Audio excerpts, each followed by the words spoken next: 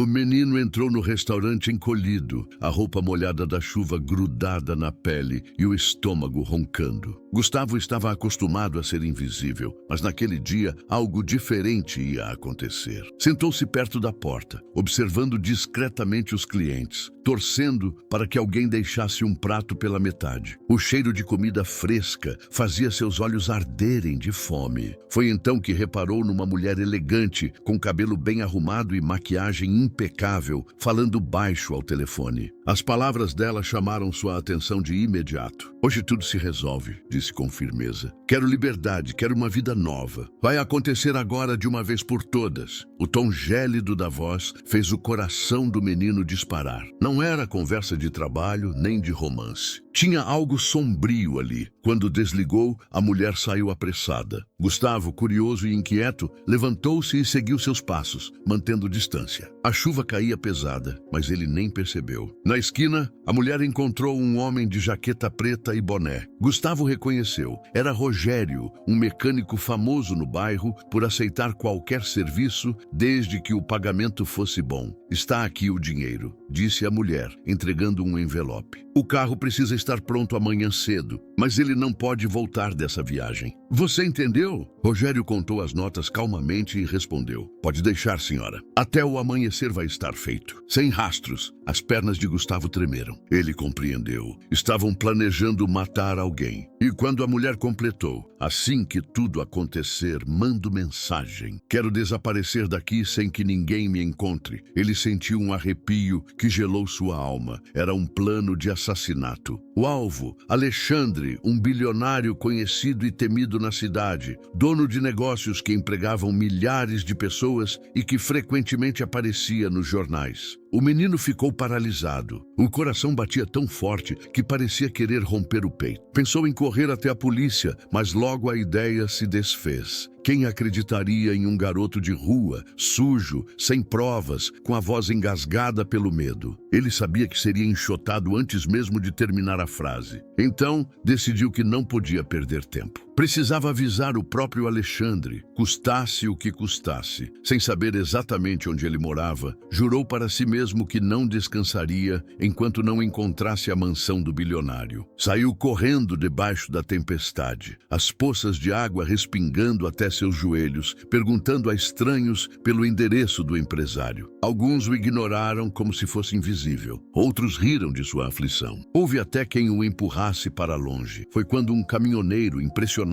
pelo desespero do garoto, diminuiu a marcha. O menino agarrou-se ao para-choque, implorando por ajuda. Comovido, o homem o deixou subir na carroceria e o levou parte do caminho. "É para salvar uma vida", disse Gustavo, tentando explicar entre soluços. O motorista ficou em silêncio, mas aquela frase ficou martelando em sua cabeça por muitos quilômetros. Quando o caminhão parou, Gustavo seguiu a pé. Já estava exausto, faminto, encharcado. A cada esquina perguntava de novo. Errava o trajeto, voltava sobre os próprios passos. Chorava baixinho, pedindo em pensamento que sua mãe, já falecida, lhe desse forças. Até que uma vendedora de milho cozido, ao ver aquele garoto encharcado e desesperado, se compadeceu e apontou para um condomínio de luxo que brilhava à distância. Gustavo agradeceu como pôde e seguiu com passos trôpegos, mesmo com os pés machucados e sangrando dentro dos sapatos gastos. A cada passo, a imagem de Alexandre sendo morto pelo carro sabotado fazia sua respiração acelerar. Quando finalmente chegou diante dos muros altos do condomínio, viu homens armados na guarita. Seu corpo inteiro encolheu. Sentiu-se pequeno, insignificante, como se um sopro fosse capaz de derrubá-lo. Tentou se aproximar, mas foi empurrado com violência e ameaçado. Não desistiu. Se escondeu nas sombras, observou o portão durante longos minutos. O vento frio da noite batia em seu rosto, e cada trovão parecia um aviso para desistir.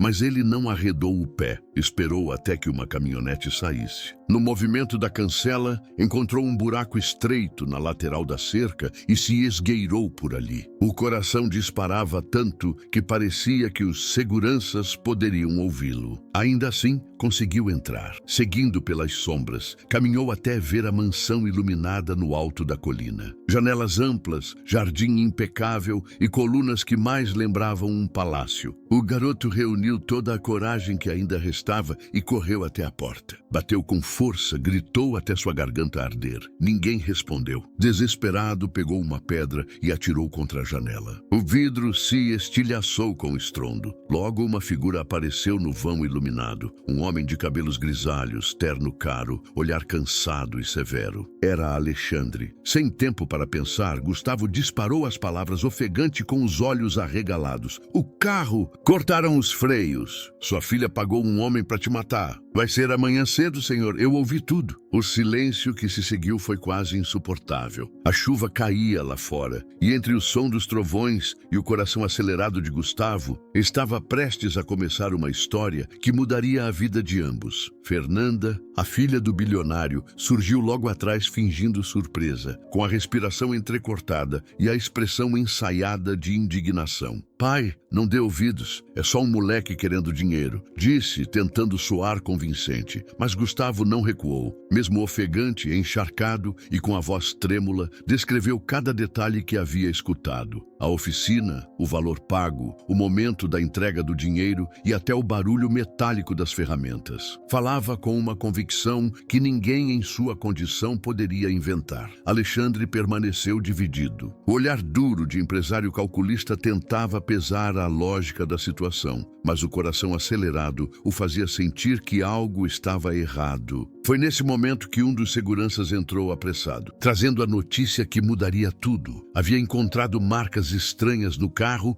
e uma caixa de ferramentas abandonada perto da garagem. O rosto de Fernanda perdeu a cor. Por um instante, a máscara de segurança se quebrou, revelando o nervosismo que ela não conseguiu disfarçar. Tentou se justificar, balbuciou explicações, mas já era tarde. Alexandre não esperou mais nada. Correu com os seguranças até a garagem. Mandou que ligassem o veículo. O motor roncou, mas no mesmo instante, o carro deu um tranco e quase desceu desgovernado pela ladeira. O barulho do metal raspando contra o asfalto ecoou como um grito de alerta. Os freios tinham sido sabotados. O silêncio que se seguiu foi sepulcral. Nenhum dos presentes ousava respirar alto. Alexandre, pálido, olhou demoradamente para o menino que ainda ofegava na porta da mansão.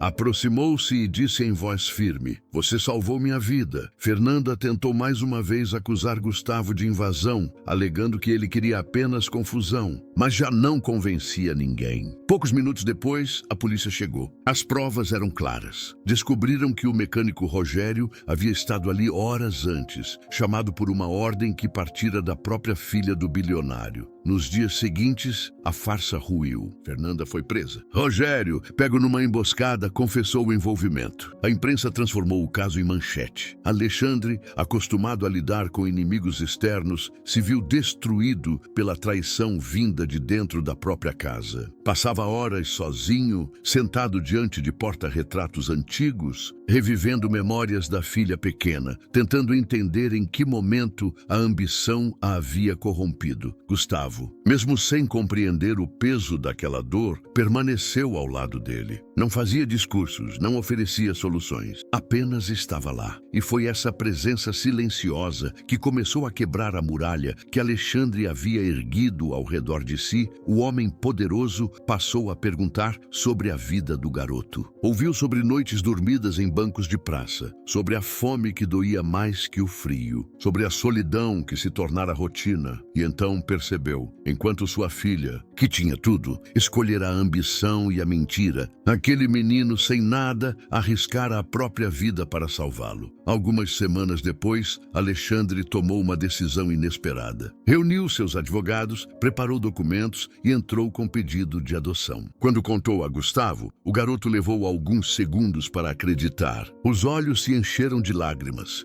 "Eu nunca pensei que teria uma família de verdade", murmurou. Alexandre o abraçou com força e respondeu: Agora você tem. O processo foi rápido. No tribunal, diante do juiz, Gustavo ouviu a pergunta: você aceita ser adotado? E respondeu sem hesitar, a voz firme apesar da emoção: sim, ele me salvou também porque antes eu só sobrevivia. Agora eu vivo. Na saída tiraram a primeira foto juntos como pai e filho. Alexandre com a mão firme no ombro do menino e Gustavo sorrindo como jamais havia sorrido. A imagem não era apenas um registro, era a prova de um recomeço. De volta à mansão, o bilionário olhou para o garoto e disse em tom emocionado: perdi uma filha para a ambição, mas ganhei um filho pela coragem. Gustavo guardou a foto com cuidado, como quem segura o próprio futuro. Naquela noite, sentados lado a lado no enorme sofá da sala principal, não eram mais um bilionário e um menino de rua. Eram pai e filho, e pela primeira vez em muito tempo havia paz naquela casa.